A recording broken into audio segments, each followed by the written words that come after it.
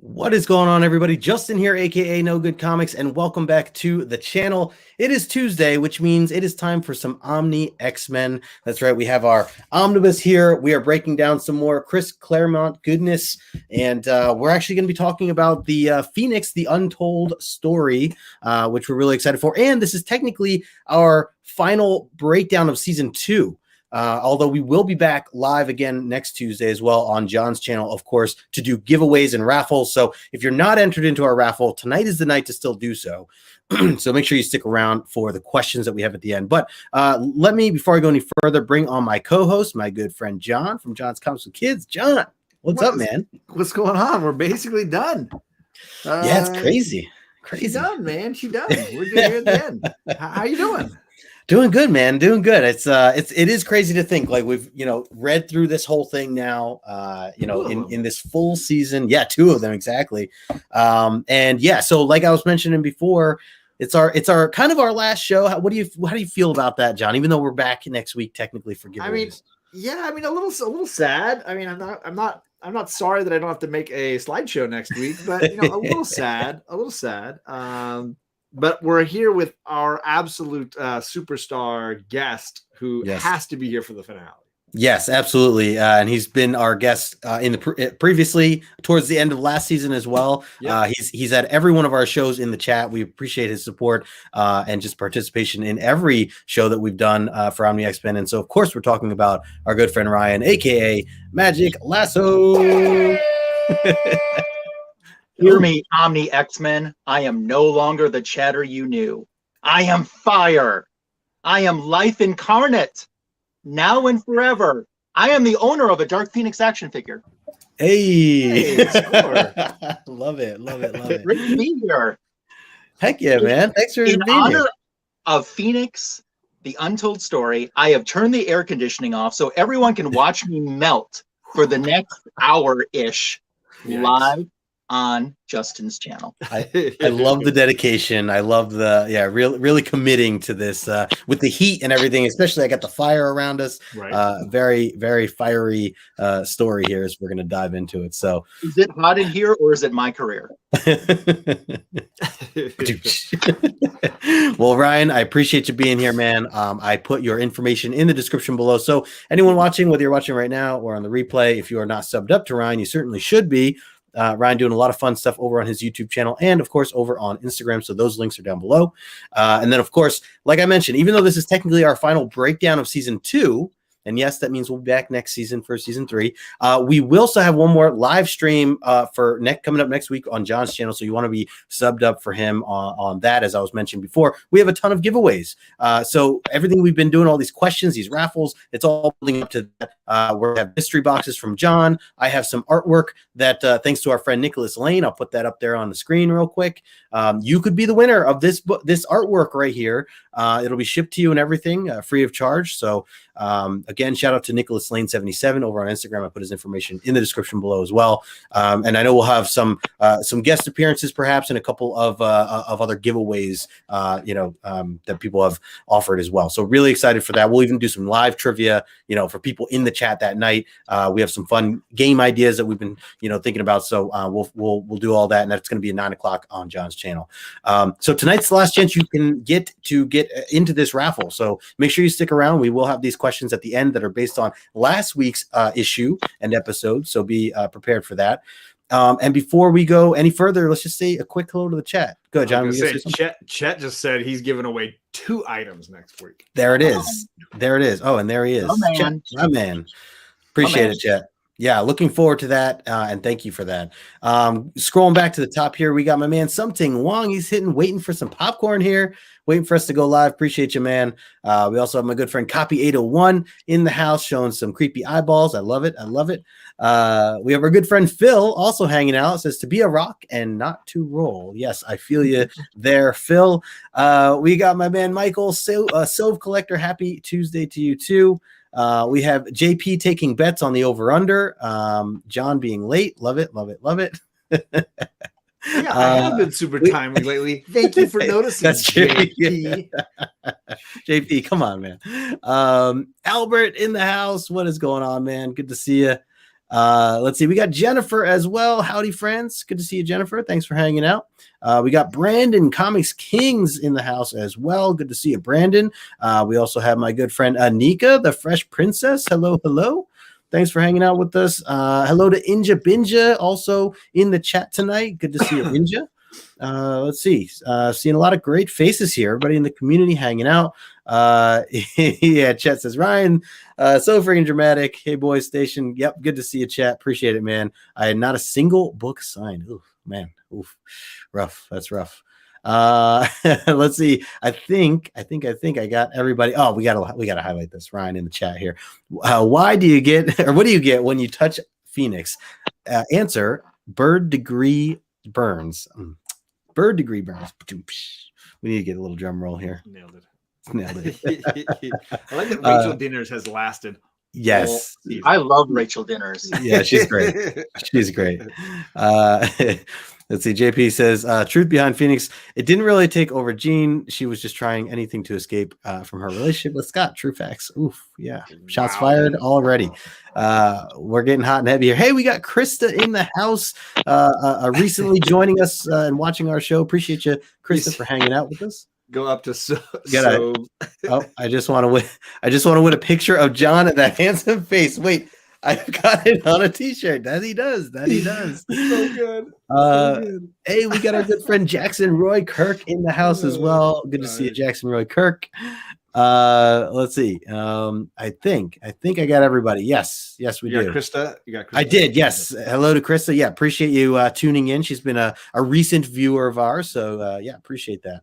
Again, smash that like button if you haven't already. But let's talk a little bit about this book here. So Phoenix the Untold Story is technically they're calling it a reprint, but of course they're changing the ending, right? So we get the final 5 pages are completely different than what they had originally put out in X-Men 137. So this is going to be an interesting, kind of a little bit of a different spin on how we break down these issues. What we are going to do is we'll do just a quick, short recap of the first 2 chapters, as they call them, the beginning and middle, and then we'll dive into, and I have images and stuff for the final chapter, and we can discuss that. And then of course there's that interview, the panel interview afterwards, which was it was really enjoyable to read, cringy in some moments, but we'll get into that. But yeah, so I'm looking forward to all that. And before we do all that, I want to just get your general summary of this. So John, I'm going to pass it to you first. What were your initial thoughts of really, the ending and how they did things without getting too much into the weeds? Yeah, I mean, for those of you that have read issue 137, this is the Death of Phoenix, Death of Jean Grey issue, that big classic issue with her and Scott in outer space, and looks like they're in their old school costumes because Jean's got her old school costume on, and they're blasting energy out into space. And the following issue is, of course, her funeral and Scott saying goodbye. So this is a big moment in X-Men history, and what we've got here is a book that sort of lets us look at what could have happened, what they had originally planned, and what were some of the early ideas for how this storyline, basically since issue 101, has played out. And so I think in that way, it's a very interesting nostalgia piece, right? You're really getting a chance to look at those creative artists behind this who had plans that maybe were in conflict with one another. A lot of people having thoughts and feelings about what Jean Grey's part in this was and what the long term was. And then for me, the best part is the interview. Like I thought the interview was incredibly enlightening. Yeah. And it was interesting to see all the different creative talents who had a part to play in the ultimate story that we ended up getting. Mm-hmm. As entertaining as it is to imagine what would have happened alternatively, it does feel a little bit like a what if, because it doesn't, it just is its own little ending. And so in that way, I could see somebody who's reading it being like, I've already read this. And then they just threw in this little thing. For some readers, I could see them feeling like they didn't get enough out of this. Sure. For me, the article at the end, the interview with the creators, that's the juice here. And I found that very interesting. So for me, that's what pushes this up. As an individual comic, I don't know that I would rank it super high. So probably like an 8. For entertainment and knowledge base, but for that interview is a 9 at least. Like that interview is phenomenal. Yeah. And X-Men heads you're talking about all the greats, right, involved. Of course, Byrne and Claremont, but you have a whole slew of editorial talent that get interviewed in this piece, and it's like 8 pages long. Like, it's an epic interview, really with a lot of great insight. Absolutely. Well said too. Yeah. I remember just reading these last 5 pages and then thinking like, oh, okay, yeah, this is going to be really short. And I like kept flipping and saw the interview and I'm like, oh, and it actually took me, a good amount of time to read it. So I was oh, okay. Yeah. And even to try to, cipher through some of it and really take notes on certain things. So, I'm looking forward to diving into that. Ryan, what about you? What were your kind of high level thoughts with the ending? And also, as John was mentioning, the panel interview as well. So all of this really essentially came about because Dark Phoenix killed an inhabited planet in a previous X-Men issue. And had that not happened, this wouldn't happen. Right. So, and that gets discussed a little bit more in the roundtable portion. Keep in mind, this was released about 4 years after X-Men 137 was. And sometimes I've noticed that when I'm watching Omni X-Men, and there will be a Jean Grey reference, and maybe they hadn't talked about Jean in 5 or 6 or 7 issues, but that was 5 to 7 months in real time.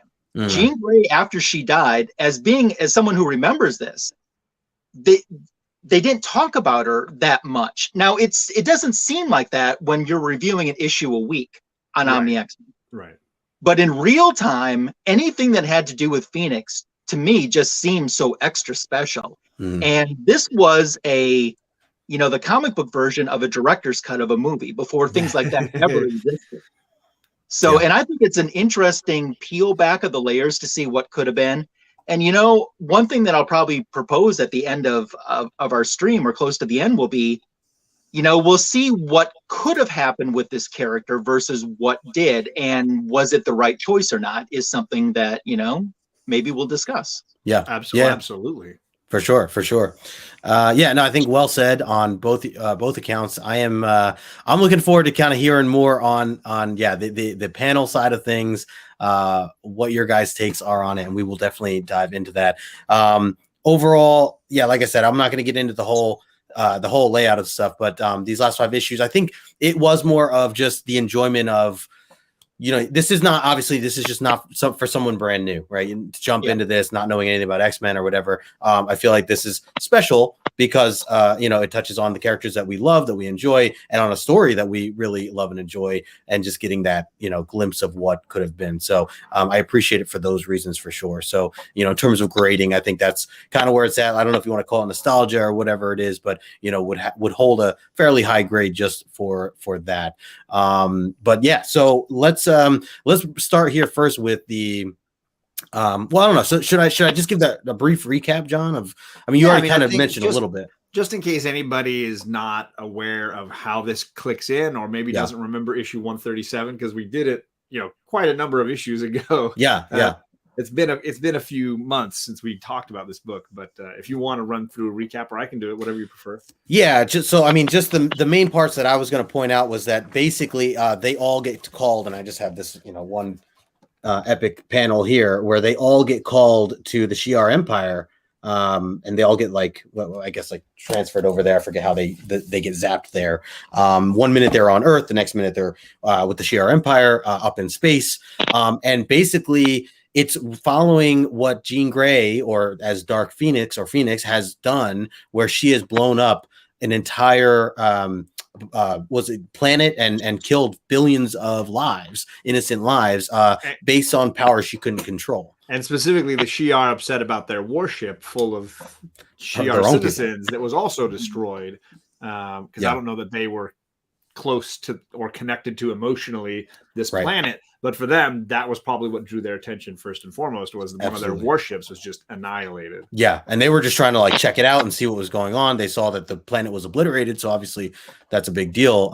So them kind of being like the police of the galaxy in a way, checking this out, and then they were just kind of wrong place, wrong time, and Phoenix just completely lit them up as well. So with all that happened from the previous issue, this issue is now focused on them being on or them wanting to basically take in or arrest, if you want to call it, Phoenix, and the rest of the X-Men not really agreeing with this or wanting that to happen, especially because they're concerned, in other words, they almost saw like, oh, like we got to put her down essentially, or they didn't use those terms, but like they wanted to control and stop the dangers that Phoenix and Jean Grey hold. And so because of that, Charles Xavier pulls this trick that he learned while staying with the Shi'ar Empire, where he could challenge them. I forget the correct terminology, but essentially challenge them to a duel or a combat battle. And so that's kind of where this issue mainly takes place, is the team who prepare for this battle and are transferred to the moon have to go up against some of the Shi'ar Empire's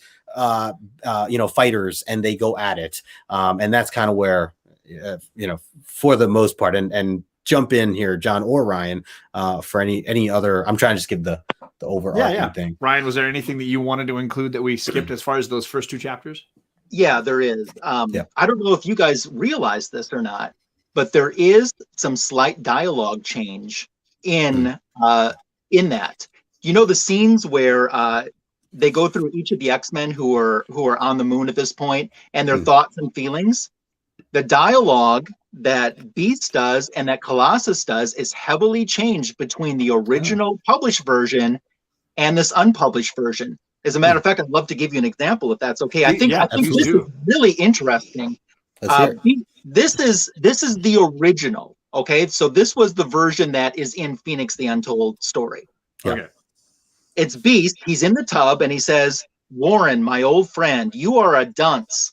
Lalandra offered us an out, a chance to return to Earth, a chance for me to call the Avengers and just about every other superhero I could get my hands on for help. And you blew it for me, noble amigo, but dumb. In the old days, you were lots better at picking up my verbal cues. So it goes, the hands dealt. All we can do is play it out the best we can. Now, if it's okay, I'd like to read to you the published version of that." Yep. Same panels, the art is exactly the same. B says, "It's been a long time since I lost my temper like that, but I'm not about to back down even if I have to stand alone. The law separates humanity from its animal ancestors. And like it or not, the law protects everyone, good, evil, victim, criminal. It has to, or it and civilization aren't worth being. If Jean were Satan incarnate, I'd still grant her the full benefit of the law. After all, we only have Lalander's word for what happened, and that Phoenix still exists inside of Jean. If she wants Jean's life, she should prove her case in a proper court beyond a reasonable doubt, and give Jean a chance to defend herself. Lalander's exercise in raw, naked power might be making sense as a reprehensible in its own way as Dark Phoenix's." So you see, that's dramatically different. Night and day. And the scene with Colossus on the next page is changed as well. He is talking more about being worried about that he could die in that day. And then in the published version in 137, it's more focused on Jean, because now at this point they know that they're killing Jean, which they weren't going to. So they kind of focused it a little bit better. So a lot of people just think that it's that third chapter that has the only change in this book, but that's not true. Right. Sure. And I will say this sound the published version sounds way more like Beast as I know him. That unpublished version sounded very aggressive and very rude and not particularly like Beast. As it sounded more like Dark Beast and then Beast to me. Yeah. Although there is a point in saying I could have gotten the Avengers, the Fantastic Four, sure, everyone else. But how he says it felt very out of character when I read it. It's Warren's fault. Yes, right. Exactly. Right. So I thought that was an interesting little thing, and I had forgotten when I reread the Untold Story if they had corrected that or not. So I went back tonight before the show and compared both, and no, this truly is the original. That's cool. You want to talk about the Colossus one? Yeah, I can talk about the Colossus one. Yeah, let's hear it. So in the Colossus one, give me 1 second to pull it back up. He's just waking up and he's putting on he's got his tidy whities on and he's turning into his armor form and everything. There he is. In the second panel, he says, "Oh, my brother, if you could see me now, you were the cosmonaut, Mikhail. I was the farm boy. You would blaze new trails into the vast, untamed wilderness of space, but you never made it. You died. Today, I too may die. I hope, Mikhail, that if I meet my end with half the courage that met yours." So that is that's the version in the Untold Story. Right. And the version in the published 137, he's saying in the artwork, once again, is exactly the same. He's saying, the moment of truth fast approaches. I know Dark Phoenix is evil. I have felt her power. Yet I also know Jean Grey. I have felt her love. I owe her my life. When we X-Men fought Dark Phoenix, we were not trying to destroy her, but cure her. We found out of love. That has not changed.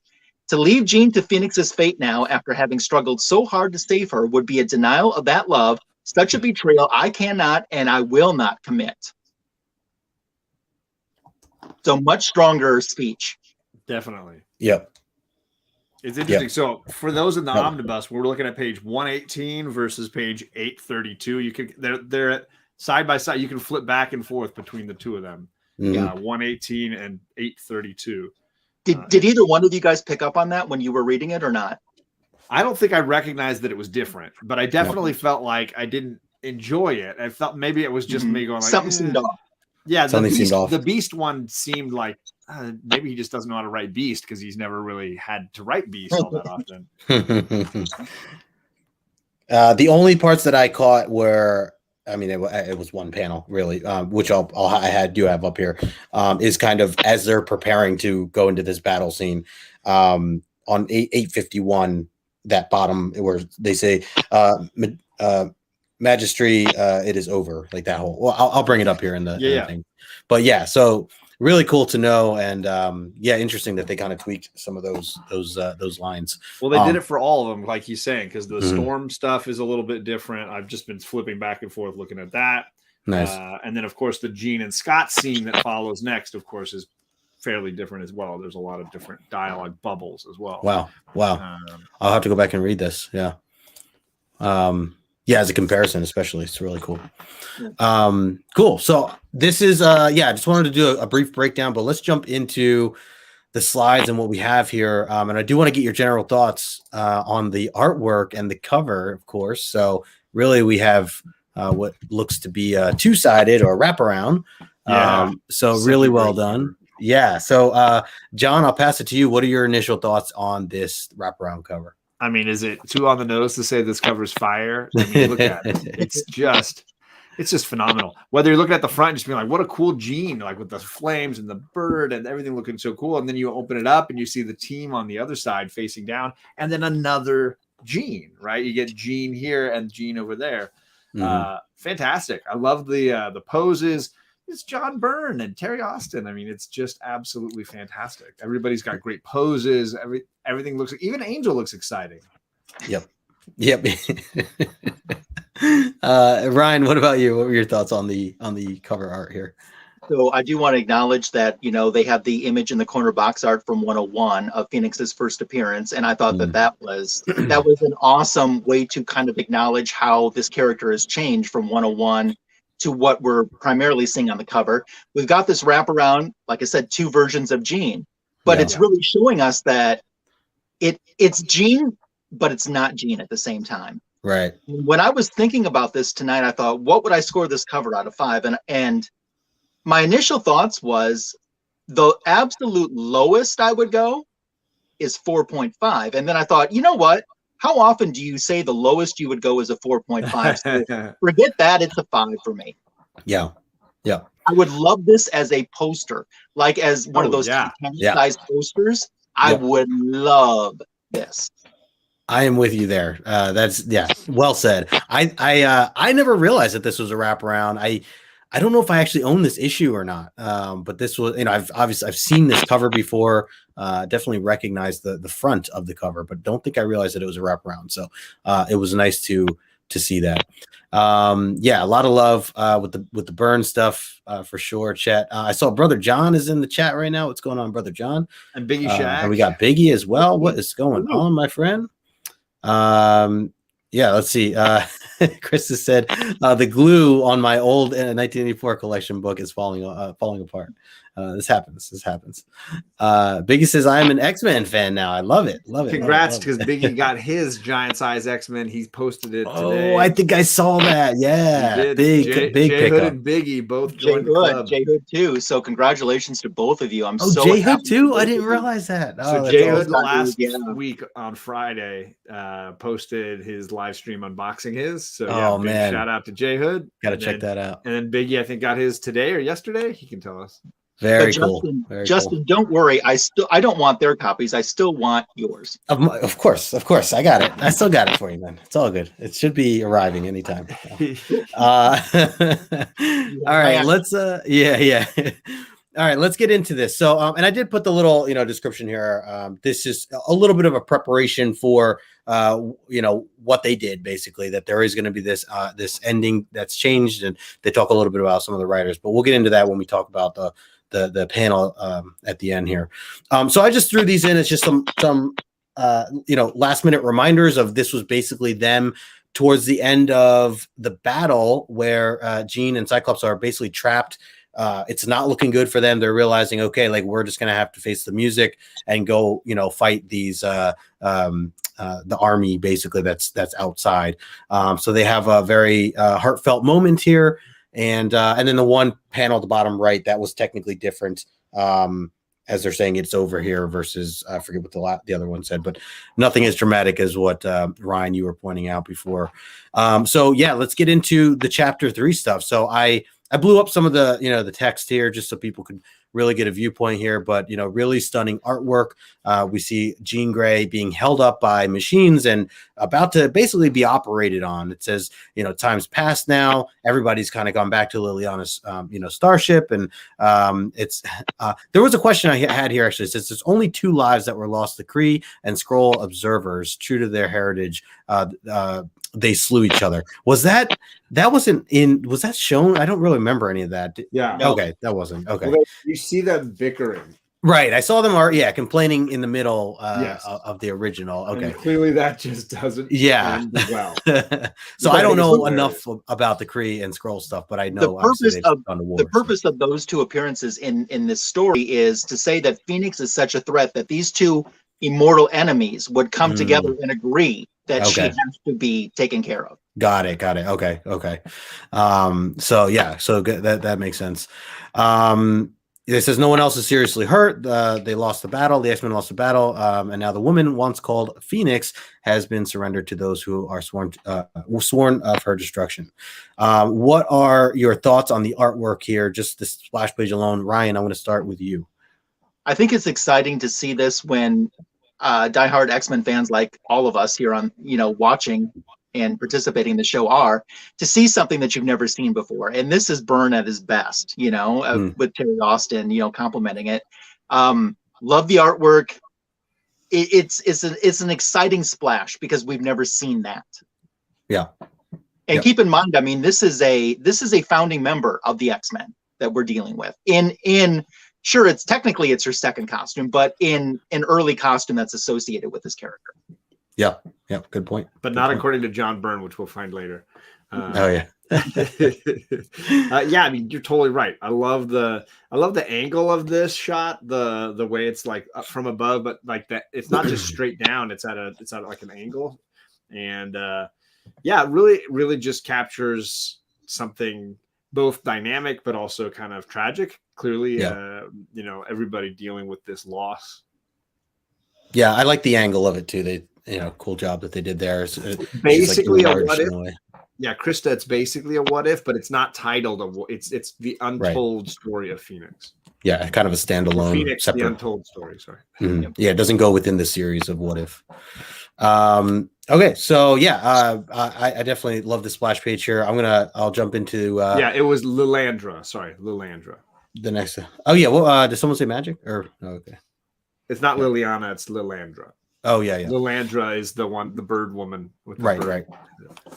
Right. So here we get Lilandra. She's explaining that they have basically their spacecraft of the strongest telepaths in the Empire surrounding them for getting ready for the psi amplifiers that they have prepared for Jean. And basically what they plan to do is what she explains as a psychic lobotomy. We will exercise those parts of her brain in which relate to her mutant abilities. This we know we can do without risk. So I wanted to. I mean, I put all this on one page, but basically, Wolverine completely disagreeing with what they're about to do. This operation essentially, and Cyclops kind of steps in. says, hey, they got to do what they got to do. Like, we lost. This is an agreement. This is what we, and Wolverine's just not having it. He's like, you know, you love her? Like this, how are you going to let this be? So there's definitely some conflict there, but Cyclops says, go ahead, move on with the procedure. As you can see at the bottom there, the lasers start to turn on.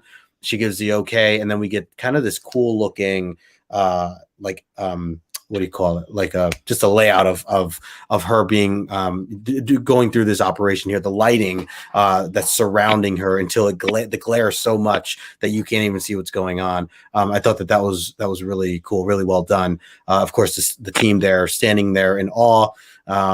You know, as this all happens. John, I'll start with you. What were some of your thoughts with this, you know, direction of the story? JP is really going to like me now because Scott is a complete tool in this scene. I'm really glad this is unpublished because they could not have made. There's no way Scott just stands there and is like, "Wait, we agreed. I'm going to let them lobotomize my girl." Like, if he's awake, he's going to keep fighting. That's just my personal take on Scott. That he would not act like this. Right. You could argue that he's like, I'm fed up with this Phoenix problem. Maybe they just lobotomize her. I get my girlfriend back. Like, you could argue that maybe that's what the writers were going for. It does not play that way. Yeah. Mark this point in the video, JP. That's why this is unpublished, my man. Unpublished. Yeah, I totally think that this makes Scott look all wrong and proves yet again John Byrne's obsession with Wolverine as like the hero here, because Wolverine's speaking the truth, right? Wolverine's, despite that he's wearing a weird sweater, he's speaking the truth in this moment where he's like, what are we doing? Wolverine's like, I'm ready to pop claws and get her out of this machine. Like, what is your glitch? Right. And Scott's like, hey, you know, we agreed to a fight and we lost. Let's let them cut up my girlfriend. Yep. I don't get it. So that bugs me a ton. Artwork wise, it looks stunning. Yeah. Like every single thing. Even the fact that they make Lilandra at the bottom there look a little bit like fuzzy dice that hang from your rearview mirror. Like, oh my gosh, like, you're right. She looks like dice hanging off of Jean's feet, but it's still good. It's still good. That's great. I can't unsee that now. Ryan, what about you? What were your thoughts here on the direction that this is going? I agree with what John said. What I think would have played out better is, you know, Scott saying, I don't care what we agreed to. And the X-Men having to stop him and maybe possibly taking him out of the room, and him saying, what if they screw up and she dies in there and you're taking me away from her? That would have been stronger if we were going to continue in this direction. Mm-hmm. I think it should have been Lilandra's guys, right? Just holding them down, holding anybody down, whether they had like mutant dampener tools or whatever, just like holding them back. Right. He gets mad after the procedure's over. It should have been flip-flop. Yes, right. I noticed that. That stood out to me. Yeah. It's a little weird. And we'll jump right into that. So here's, you know, her hands reaching out. Scott goes and essentially catches her when she falls from this process being done. By the way, this process, I wanted to read like a moment of the word. It says one by one, an atom here, a strand of molecule there. Those pathways are burned away. So this was like, you know, getting that real description of what was happening to her body based on these images here. Which I thought was really well done. I love the glare, you know, just on their faces that you can see through all this. And then, to your point, Ryan, you know, afterwards she falls to the ground. Scott immediately notices that there's no more rapport, no more mind connection that they have anymore. And Lilandra is like, Scott, is she all right? Like, all concerned. And he just she's like, is there anything I can do or we can do? And he's like, don't you think, or haven't you already done enough? And they even put his word bubble in like that Phoenix anger, you know, type of vibe. Well, and doesn't Lilandra come off a little strange here? Yeah. She's thrown this huge event. She's thrown this huge trial. She's now completed a psychic lobotomy on Jean. And she's like, is she all right? Is there anything we can do to help? Right. Like, you caused all of this. Why aren't you being regal right now and saying it's been done? What had to be done? Yes. I hope for the best, but this needed to be. You know, where's the regal elements? I don't understand the oh gosh, is she hurt? Oops. Yeah. You know, it's the Urkel. Did I do that? Yeah. maybe we shouldn't have done this. Sorry, Yeah, no, I agree. I'm like, Lilandra, come on. Is the bird Yeah. hat talking now? Come on. Right.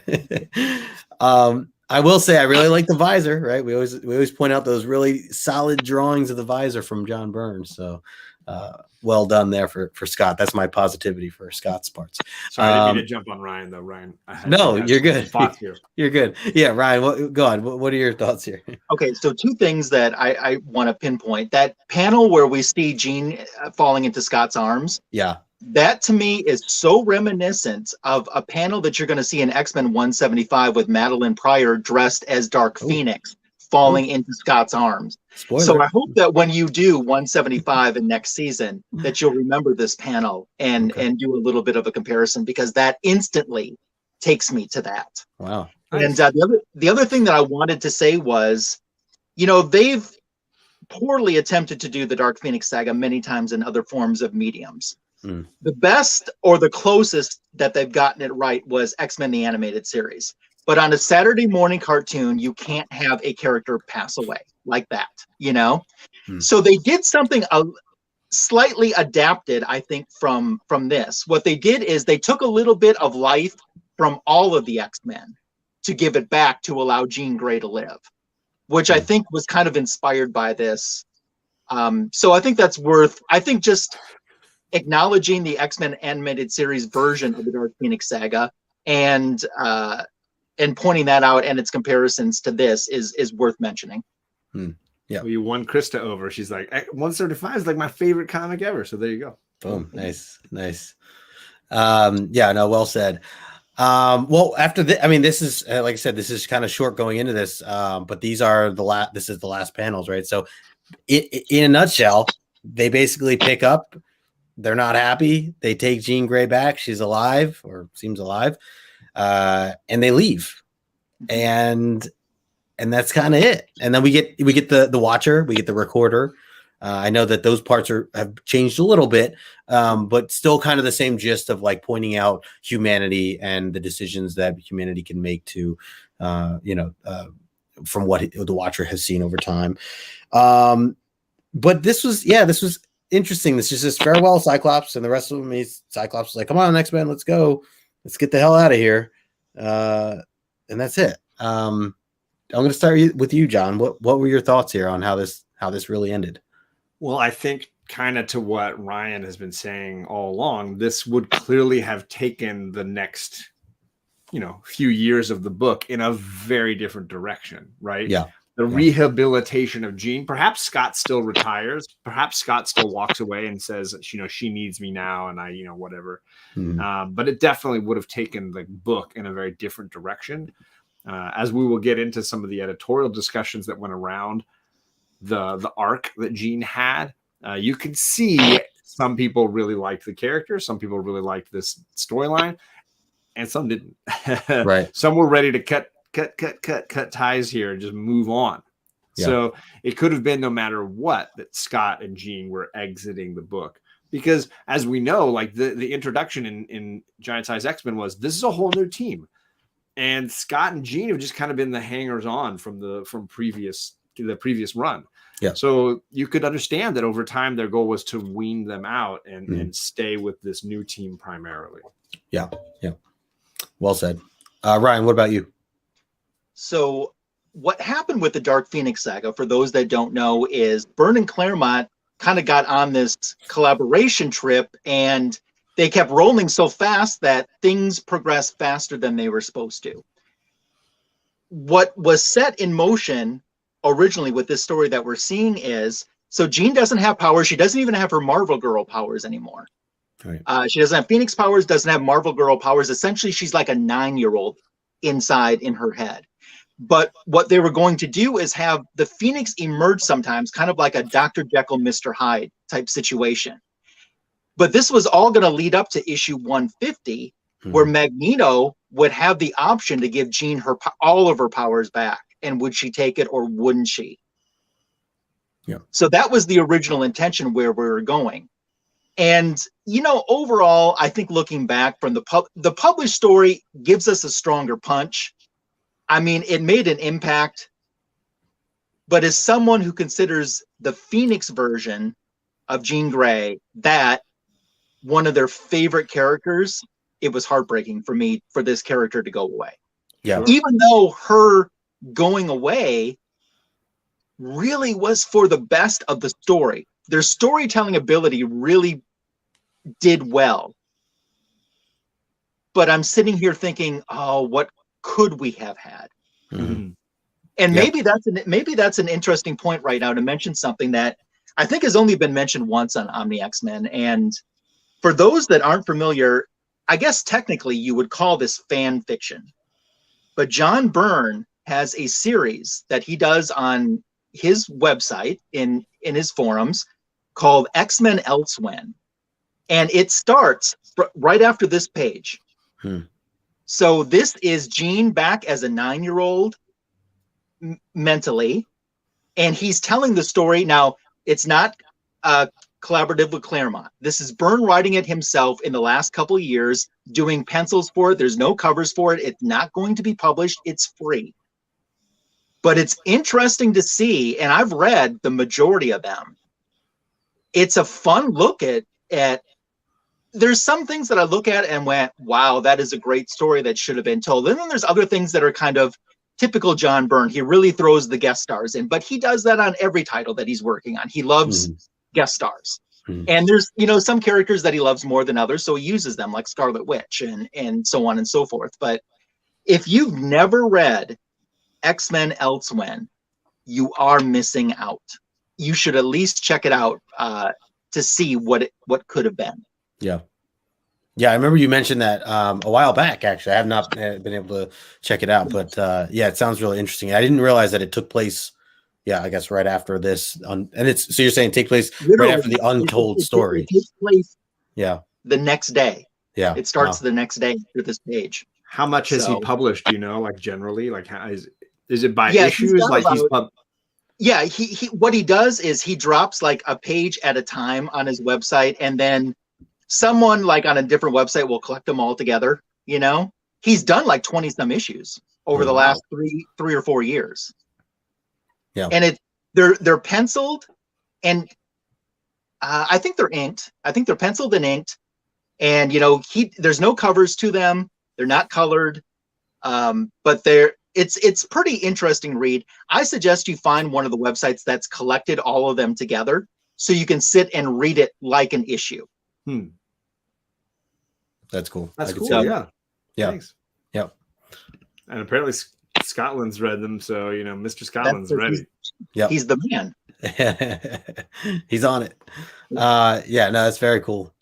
Well, I mean, just from my context of things with this ending, I know we'll go into a little bit more with some of the panel discussion, but I still think that it's interesting to just try to, do you separate Jean from the Phoenix or not? And should she still be responsible, or was she? I know they talk about like the exorcism or like an exorcist type thing where her body's taken over. Is she responsible for killing billions of people or not?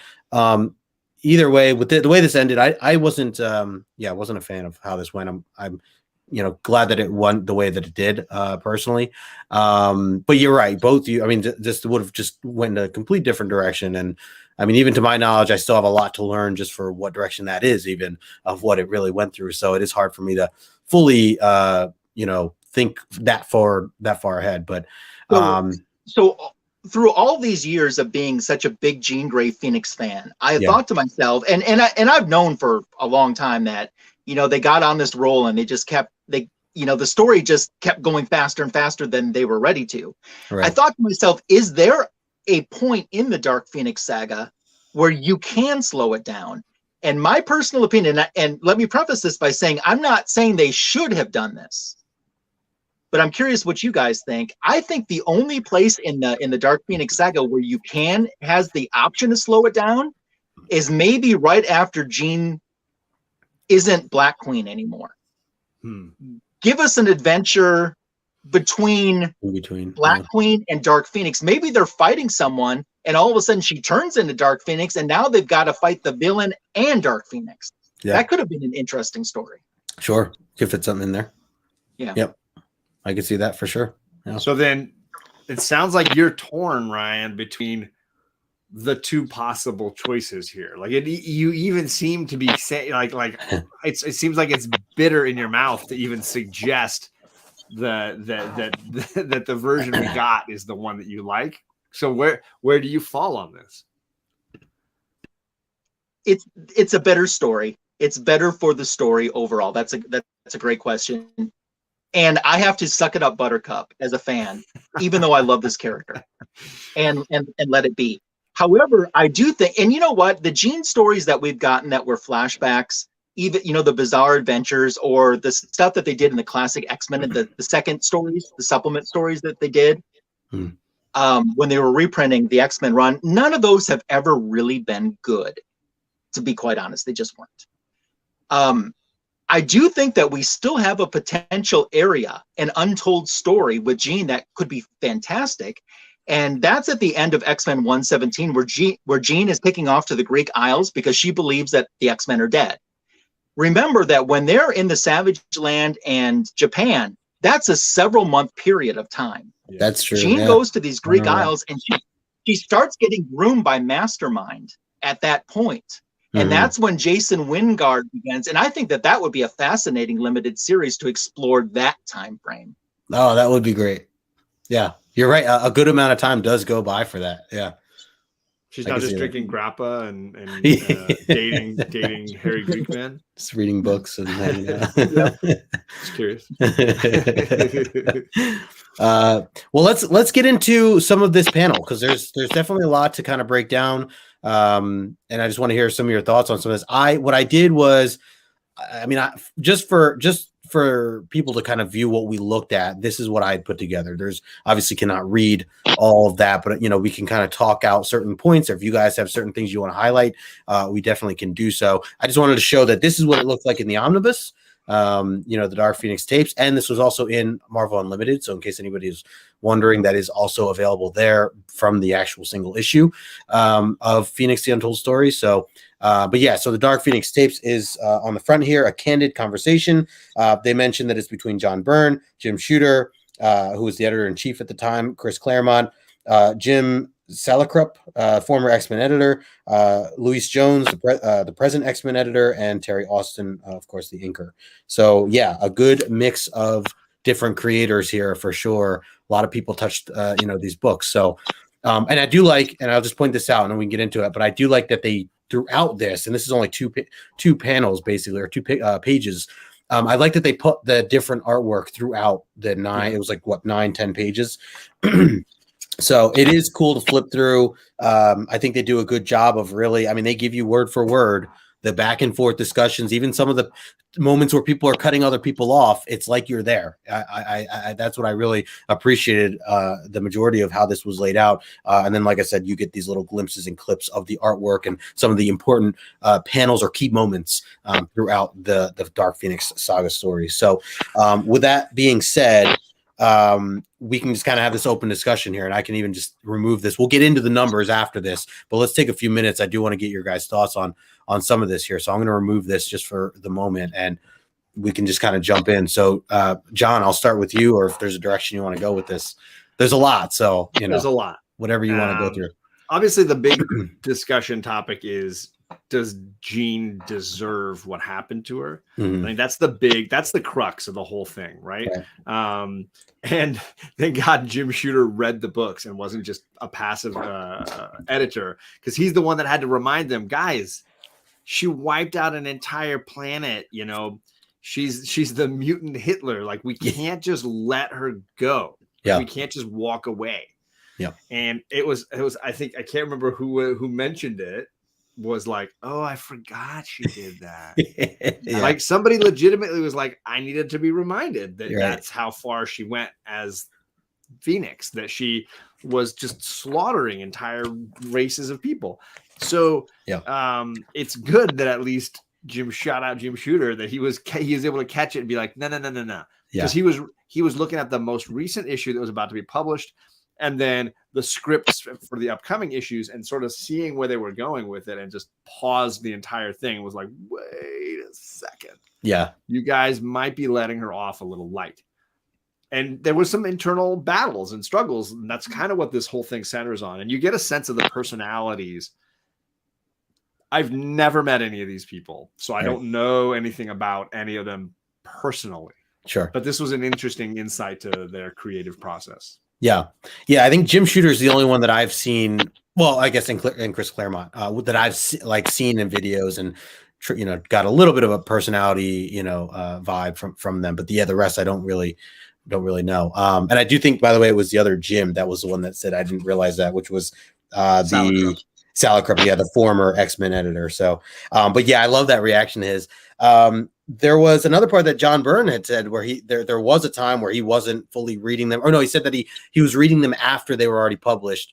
And I thought that was interesting, just as a little side note, that he was saying he preferred to do it that way so that he wasn't necessarily stepping on anyone's toes or letting them have that creative freedom to create the way they created. And then afterwards, he even said afterwards, he would then kind of give feedback or where they went wrong, or, it did seem a little like he was a little harsh in some ways. He wasn't afraid to hold back and just tell you like, hey, you screwed this up, so don't let this happen on the next issue or whatever. But what I did like is that he did let people do their thing, and he didn't like breathe down their necks of like, no, it's got to be this way. You're talking about Shooter. Yeah, Shooter. Oh, was it Shooter that did that? Yeah. Oh, Shooter was the editor, because Byrne was just the artist. Although obviously they mentioned a ton that he was creatively involved story-wise in the storytelling process, that Claremont was not just a dictator and just dominating everything. He was clearly accepting feedback and interaction. Oh, okay, so it was expecting a team effort and not just doing it all himself. Got it. And to clarify, I was totally getting mixed up in some of the context of the sentences I was reading. There's two Jims in here. Yeah. There's a John. And it's a lot of in and around, a lot of names that are thrown around. For sure. Some of the paragraphs are very long. Keep people go on a rant, and like halfway through, I'm like, "Wait, who's talking again?" Like I had to go back to confirm who was talking. I'm curious, Ryan. Have you met any of these creators, artists, talent, but in person? So then, no, I take it back. I've met Chris Claremont. Oh, there you go. Lucky, lucky ducks. And I did ask him. I said, the only thing that I asked, he actually thought I was a CGC witness, which I'm not. I don't know why he thought. He goes, "Are you a CGC witness?" I said, "No." He said, "Oh, okay."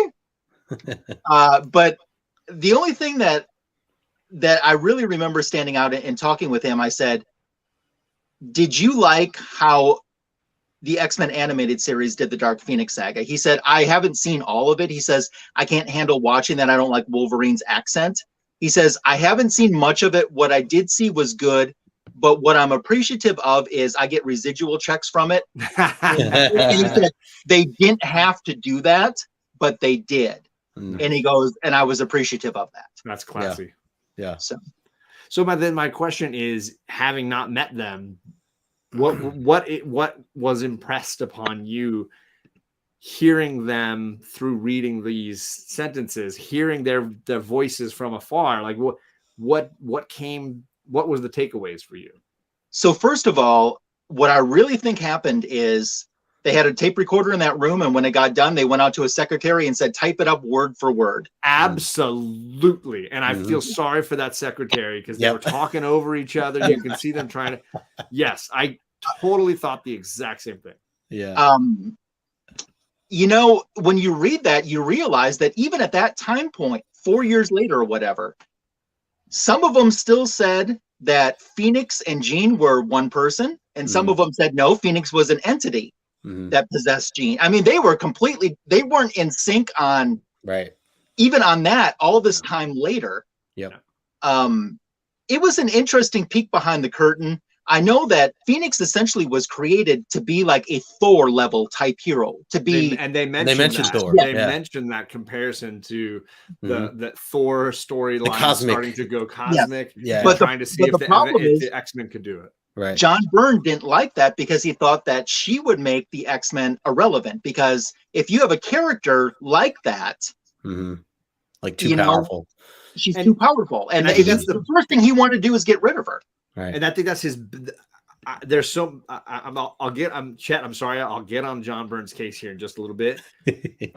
That was the best thing he said, and I totally agree that when she is that powerful, you take an Omega level telepath and then you throw on godlike superpowers. I do agree. She makes everybody else useless, everybody else irrelevant, and over time that can get really dull. Because she's going to be the one doing all the fighting, and the others are going to kind of feel useless in the background. He called them awkward fifth wheel. In that way, I totally get the frustration he was probably having trying to craft these stories and make it all work. But at the same time, when you have this dynamic character, the villain side of her is what makes it so interesting. The internal struggle and crafting that into your story is what I think where it really had juice. Also, it's interesting in this roundtable discussion, you will see it's one line, but you will see the inkling of how they'll bring Jean Grey back for X Factor. A couple of years later, because John says, well, I have a way to bring Jean back. And they said something like, well, where were you 4 years ago? And he says, oh no, we could do it now. And he's like, we'll talk later. So, that's essentially what we know of the fact that, which in all fairness, from my understanding, is a fan theory that was given to John Byrne that he presented. Oh, wow. So that the actual Jean is in a cocoon in Jamaica Bay. Yeah. And of course the Avengers and Fantastic Four are the ones that have to take care of it when they find her. Yeah, which puts her into X Factor, all the original X-Men back. Yeah. I randomly read X Factor 1 probably a year ago or so, maybe even a lot further than that. And that definitely, I was like, oh, so she's fine. She's alive. She's been alive. There's a couple of fun issues to throw in there. That Avengers issue and that FF issue are a kind of fun little connective piece that I really enjoyed seeing some of that stuff. But that's obviously later on, but really important. And then there's Chet dropping the issue numbers. I have a line by John Byrne that bugs me. Yep. I have many. I think there's multiple.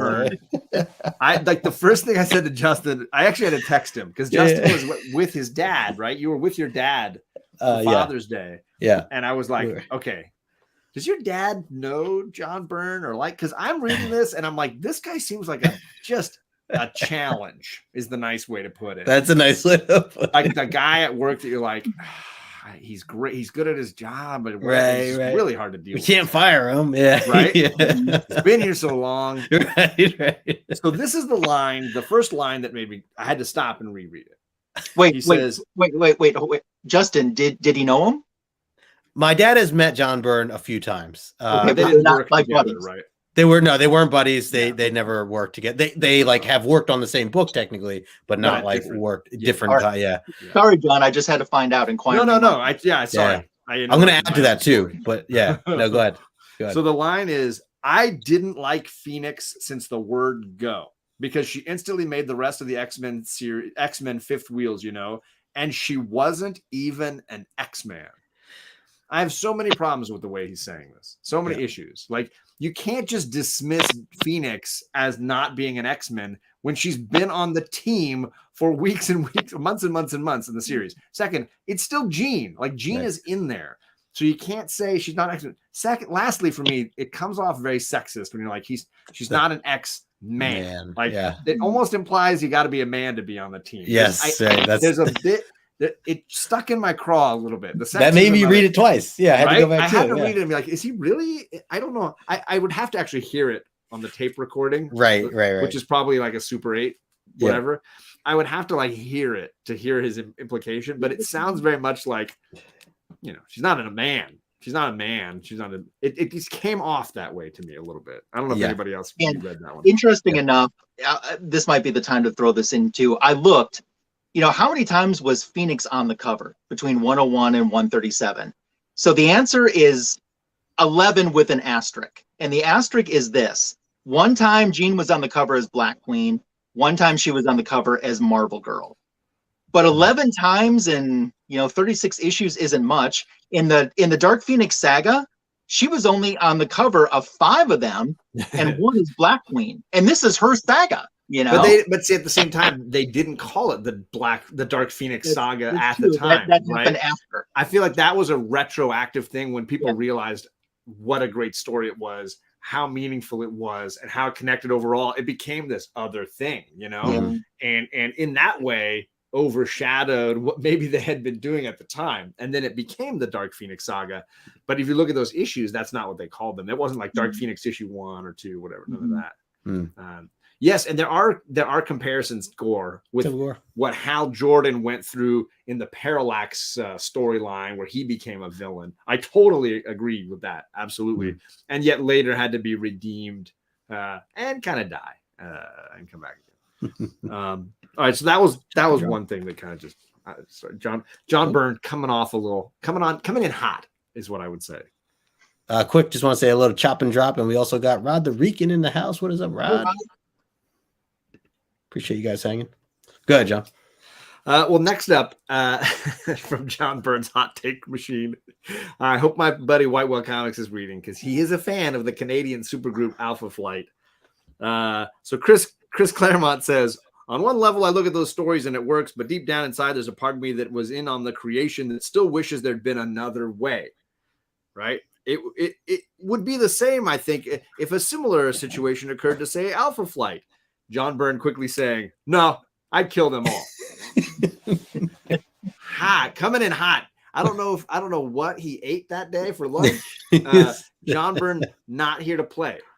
Someone crapped in his Cheerios. They crapped in his Cheerios. Yeah, I'm just saying. So he has a few of these takes, few of these like statements about hating Phoenix, hating this character, and I don't appreciate the attitude that comes from him with some of this stuff. I mean, I could go on and on. I do think that was my biggest takeaway was, dang, I don't know that I'm glad I had to spend time with John Byrne. Right. Yikes. So I will say that from just short stories and things that my dad has shared with me of his experiences, they with John Byrne, they have not been, or they were not really great or positive experiences. And I'll just leave it at that for the majority. But yeah, so that's all I know about that. But yeah, you're right. He definitely comes off very aggressive and very loose about it. I feel like he was kind of like a cannon, the way he just casual misogynist, just fire away, yeah. Like, man. Yeah. JP says, awesome, my show starting on time with this discussion going 0.00%. We're gonna prove you just because of the way you said that. Just because of the way you said that. That's right. 22 minutes, guys. We got 4 questions and we want to wrap this up. So let's let Ryan get some statements in here. Yeah, Ryan, anything else you want to throw in here before we wrap this up?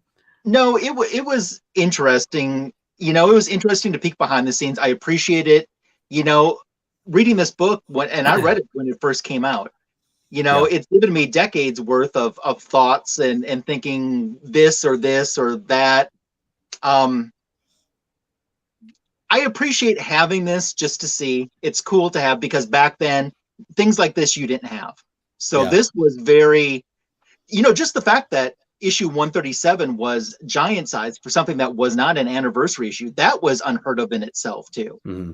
So she is, she being Phoenix Jean Grey, not Marvel Girl Jean Grey, but Phoenix Jean Grey is one of my ultimate favorite Marvel characters. And I think she got done dirty a little bit, but it is what it is. Short, for sure. But at least she got a legacy story out of it. Characters would love to have a story like that.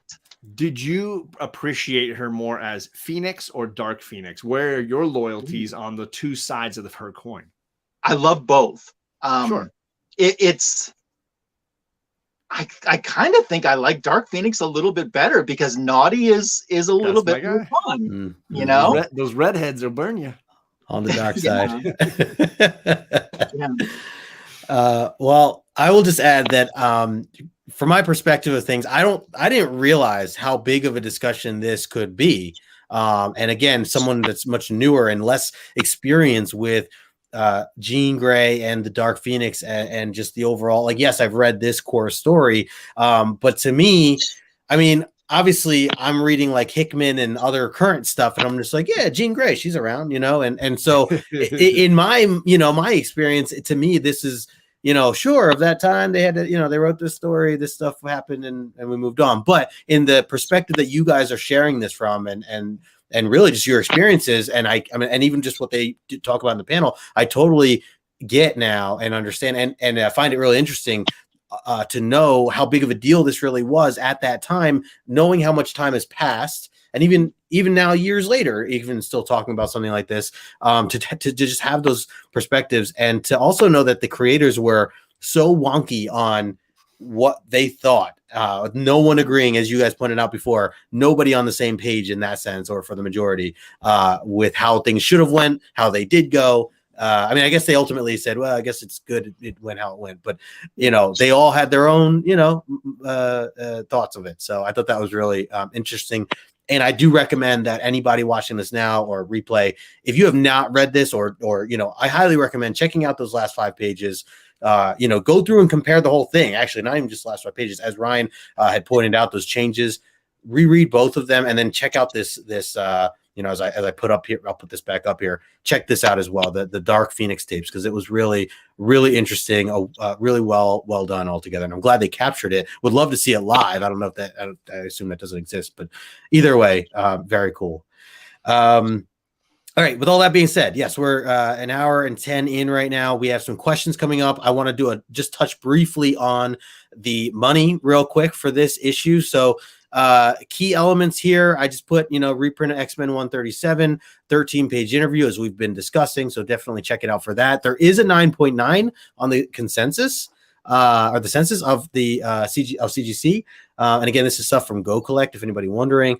But otherwise, there's 138 on the census for 9.8s that were at one point fair market value $50 or so, but doesn't look like there's been many current sales, at least not ones that Go Collect had listed. So just to give you guys some perspective of that, 9.6 is actually, yeah, that's got to be wrong, because I just realized the fair market value of the 9.6 is more.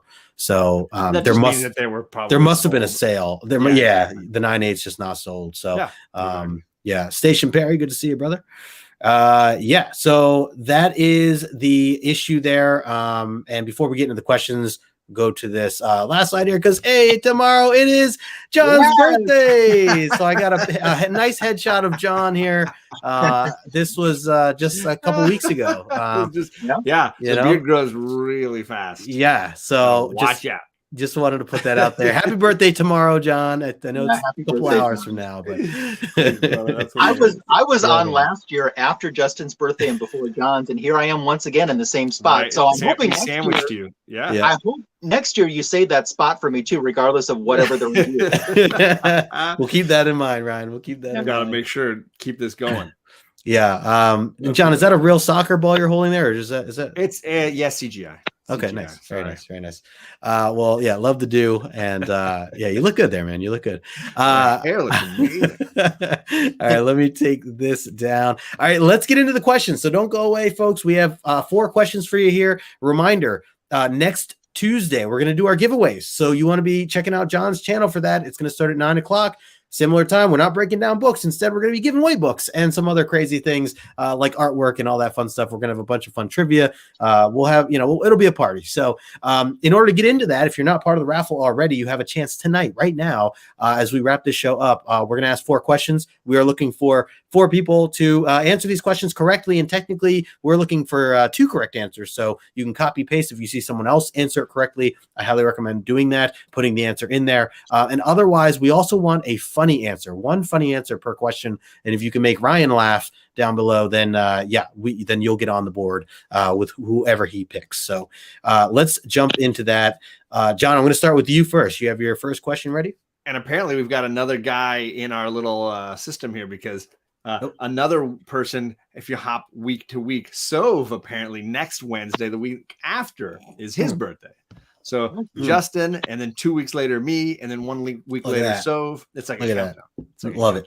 Very nice. Happy birthday. So, last week we read the Bizarre Adventures 27 black and white comic with 3 storylines in it. So these questions will come from different parts of the 3 different stories. I'm going to do my first question since we've got Ryan here, since we're talking about Phoenix. I'm going to do the Jean Grey storyline first. So this story had to do with Jean and her sister and some drama and excitement under the ocean. And at the end, Jean almost drowns. Mm-hmm. How does she avoid drowning? There you go. So that's the question. We're looking for 2 correct answers and a funny answer. The way in which Jean avoided drowning. How does she? Nothing from me this week. How does she escape? That's true. Death underwater. That's a good point. It's a good point. But lately, Chet hasn't been in, so maybe now Chet's back. Maybe that's someone else. Somebody's going to be copying and pasting from. Evil has a born date. Hey.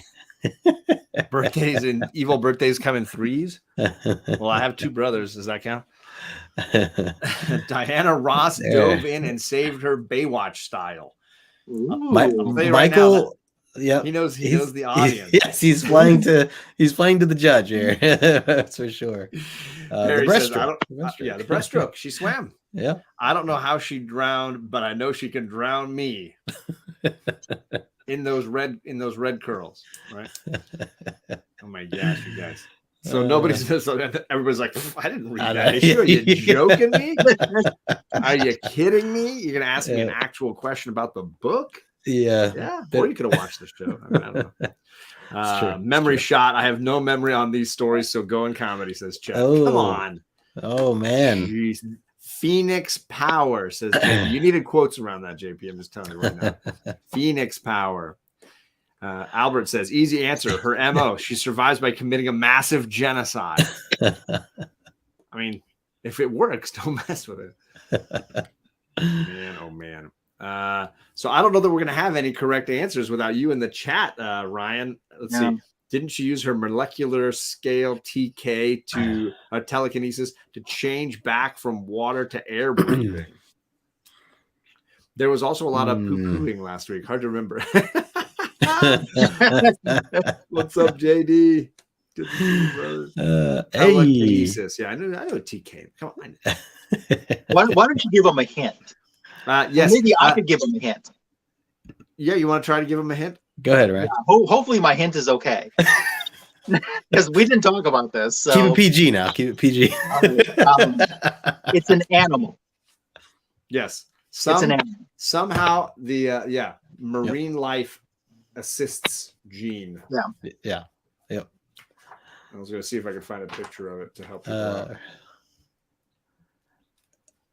It rips out Atuma's lungs and uses those. Oh, Atuma. Do we ever get Atuma back? Or did you say we get some more Atuma later? Right? It's a long. You got time. Okay. You got time. Don't pace yourself. There's not a lot of Atuma, and he doesn't appear again after that. He's in that one other story, and then done and done. There it is, Chet. And pieces Albert. Of beaver. Jesus. So it's a solid guess. And Albert with his 15th. Congrats, Albert. Was there a comedy answer that you liked, Ryan? Ragin says, whale. If you're going to play to me, how can I not give it to you for Diana Ross? Soap collector. Yep. That's so. Boom, boom, boom. Oh, wait, was that soap? Yeah. Way back up. There it is. Baywatch. And a Baywatch reference. Let's just accept that as solid as well. Very nice. Very nice. Justin. All right. My first question is, and this has to do with the first story as well. What is Jean's sister's main concern with why she can't stay living underwater? Afterwards, they were able to actually breathe underwater. And at the very end of it, they kind of talk about it. They survive, and she realized she's got to return to regular life. But what was it that she really was still considering as really the only reason why she couldn't stay? She says, I really would if only I were blank. Wasn't she remembering? Okay. Wasn't she remembering when her mother told her that she could get pregnant in the swimming pool? Could have been. Mm-hmm. Sounds fair. All right, I see the answer that I gave you, and I don't know if that is acceptable enough. Oh, yeah, it's tough. Because now you've reprefaced it to say she said if only I was, and then you asked for a fill in the blank. Yes, that was in kind which of case we need a specific fill in the blank, right? Right. If only I was. Yeah. Yes. I'm gonna say I'm looking for that specific. So she says I really would if only I were blank. And I do see. Okay, there it is. So JP first. She was so concerned. She goes, if only I was single. If I was single, yeah, heck yeah, I'd be living. Ladies. I'd be living. Single ladies. That's gonna be a great clip later. And then we got Chet as well. Yes, so Chet and JP, congrats to you guys. Good call. There you go. Let's see. If only I were a player. Yep. I mean, if only I were a player. If only Diana Ross will eat the sandwich Wolverine made her, says JP. Oh, is that JP? Oh, nice, JP. If only I was a little bit taller, I could have been a baller. You're 6'4" Impala. Yeah, there's the Diana Ross line. Hey, JP's very good at including that sandwich. It's very yeah. Can't go wrong. That joke is gonna last. Yeah, big time. Albert says if only she were a vampire. That's right. Let's see if I was single on the if I was single on the kidnapping Atuma. JP says this is actually harder with the book in front of me. Come on. I love that he's got it out. He's like, yeah. I never take this Bizarre Adventures 27 out until I need it. If only I was single, I'd make Atuma forget the rest of the world. All right, Ryan, do you have a favorite? Give it to Bobby. All right. Bobby de la Ghetto. I like it. Throwing some lyrics in there. I dig it. All right. John, over to you. Yeah, my last question is concerning the Iceman story. If you knew, Bobby went off to college in the Boston area, and there was some heists, some excitement around wintertime.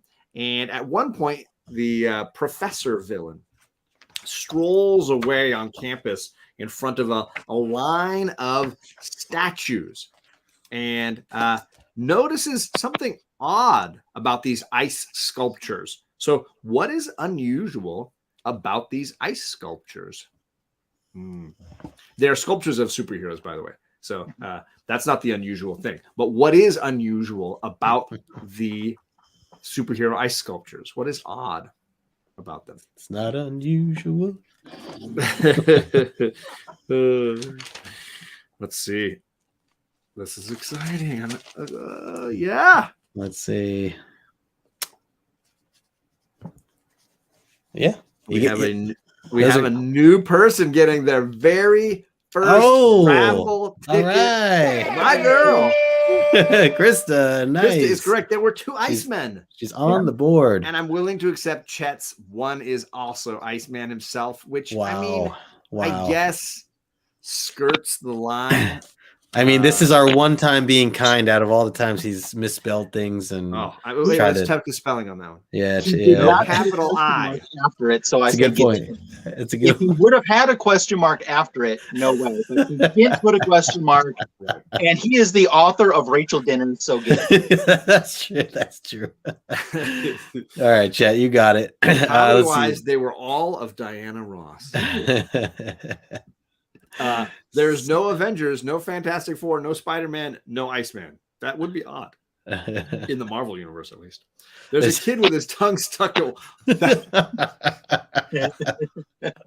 like a Christmas story. Just like a Christmas story. I'm just trying to picture which superhero and where's the tongue stuck. Iceman is not a real hero. I mean, that's shots fired. But where is this kid's tongue stuck on which superhero?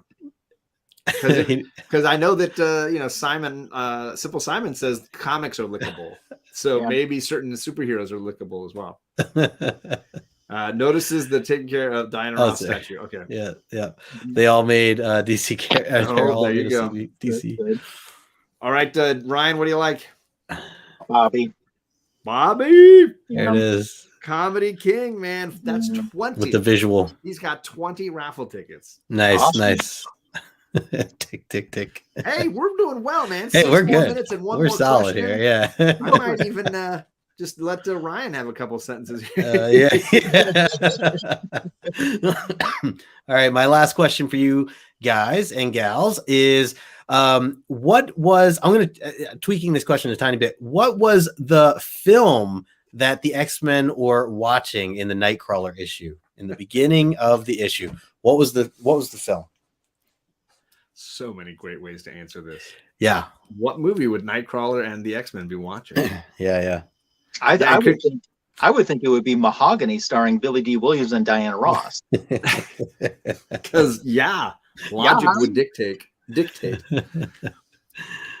So, Krista, hopefully that one raffle ticket's all you need to come away with something cool next week. And Krista, that has happened. Yeah, it has. That's right. One ticket. Yeah, this is the truth. They were watching The Blob, says Krista. If he has, oh yeah, there you go. Yeah, it's funny because that's an X-Men film, right? Yeah. There's two layers there. Nice little tie-in. Yeah. Casablanca. That's a good movie.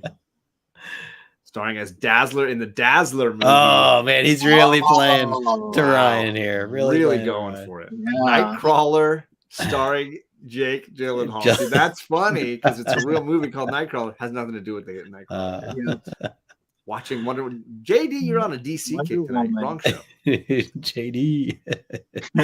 Nobody with the correct answer though. Mm-hmm. You got to know a little bit about Nightcrawler and sort of his character, his personality, and what he really loves. Yeah, you know?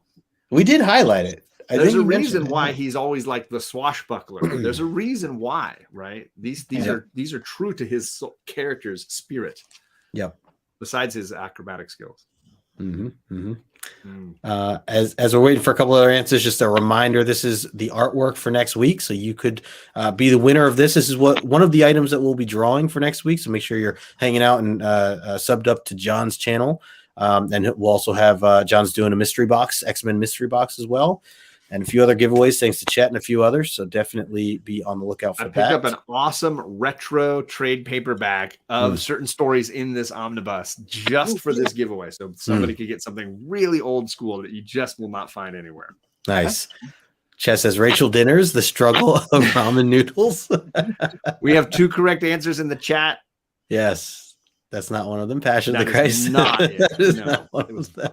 Although you and Rachel thinking alike here because he's like the Bible, which I don't know that there's a movie of that. Just that the Bible, yeah. So Michael on the board, and then Chet. Yeah, that guy. Did he spell it right? Whatever. Yeah, we got to work on that. Robin Hood, Pirates of the Caribbean. I mean, that's a really good. Krista's thinking well. That's how you go. Reading the book paid off. Bam. Oh, you're killing it, man. We got to get Michael on the show next That's season. a great one. Let me hit Michael. I'm going to hit you up later, man, and show you what season 3 looks like. Yeah. Daryl in the chat. Y'all need to wrap this up. I know. We got 2 minutes to get over to JP. We're good. But he's got to pick his favorite comedy answer in this round. Yeah. So I'm going to go with this was the best for choices in comedy answers, but I'm going to go with Nightcrawler with Jake Gyllenhaal because that's what he would be watching. Right. Yeah. So who said that one? That was Albert.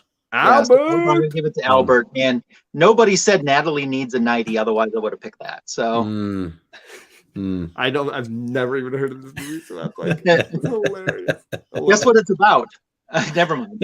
Jackson Van Kirk, learn spelling. That was great. Yeah, I've ever seen it. Work on Annual 7. Annual 7. What was that? I don't recall that one yet. I think here's what I think. Every time anybody sends something to Justin, you should include a copy of Annual 7 until he's got so many of them, he just can't handle it.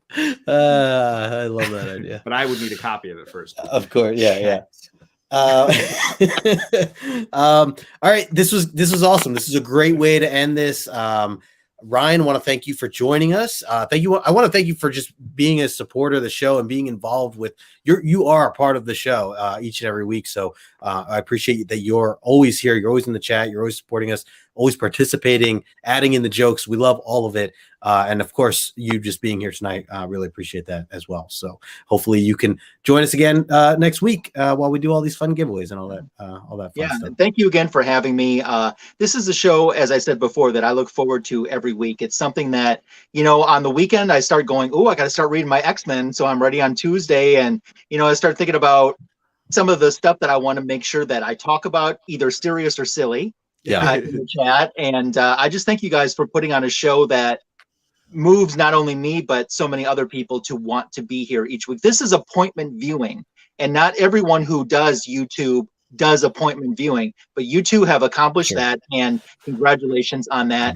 Happy birthday to past and present to both of you, and thanks again for having me on, and everyone who puts up with me in the chat. Love it. Yeah, wouldn't be the same without you, man. And same with you on these shows. You add a ton. So huge thanks. Yeah. So again, if you guys are not following Ryan, I put all his information in the description. So make sure you subbed up to his channel and Instagram as well. And as I mentioned, make sure you're following this guy, the birthday boy, tomorrow. Make sure you bug him tomorrow as well. And we'll be back at 9 o'clock Tuesday to do the fun giveaway party fiasco and all that. So yeah, we're gonna make it rain. So gonna be great. Otherwise, appreciate you guys hanging out with us. Smash that like button on the way out. We're gonna be on JP's channel in a few minutes. So if you want to swing by, talk some Black Hammer, you're more than welcome to join us. So hopefully we'll see you over there. Until next time, we'll talk to you.